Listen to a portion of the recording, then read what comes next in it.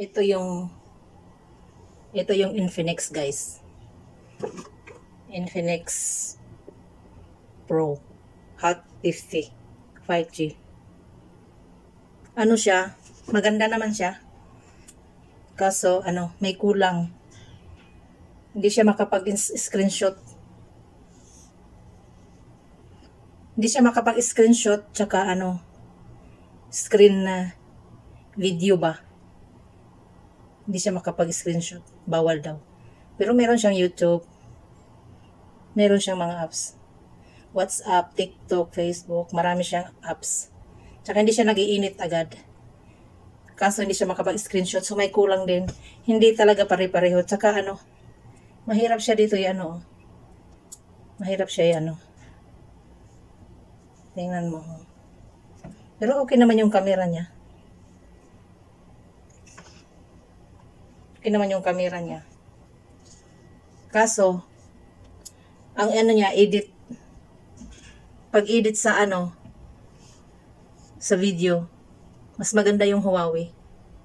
Mas maganda pa rin yung Huawei kasi yung edit dito, kailangan ko pang kailangan ko pa siyang mag-download ng pang-edit. Kasi hindi siya makapag-edit ng diretso kagaya sa Huawei. Mas maganda pa rin ang Huawei. Kaso lang, ito lang yung inabot ng sa budget ko. Ito lang yung inabot. Ito lang yung kaya. Ito lang yung kaya. Pero maganda naman siya tingnan. Kaso yung quality lang, yung quality. Made in China lang to. Made in China. Yung quality is maganda pa rin yung Huawei. Tsaka mas matibay. Ito, aywan ko lang. Ito may TikTok naman siya. Pero hindi ako hindi ako ng profile ko. Hindi ako nag-set up. So, yan lang po. Mas maganda pa rin yung Huawei. The best pa rin.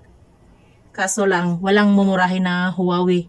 Ang mamahal nasa 1,800 real. So, hindi kaya ng budget. Ito kasi, lang to siya. 620 Saudi Riyal. So, walang mura na Huawei. Tsaka Samsung, hindi ko rin type. Kaya, nauwi tayo dito. Dito yung dito nagkasya yung budget natin. Kaya, no choice. Kasi hindi ako makapag-call Sira na itong ko ito kasing pang-call ko, yung Nokia na Hindi ko alam kung bakit hindi siya makapag-call. Puro ang nakalagay is emergency call. Kapag tumatawag ako, emergency call na lang ang dito. Kaya ayan ganyan palagi, emergency call. Kaya napilitan akong bumili nitong Infinix.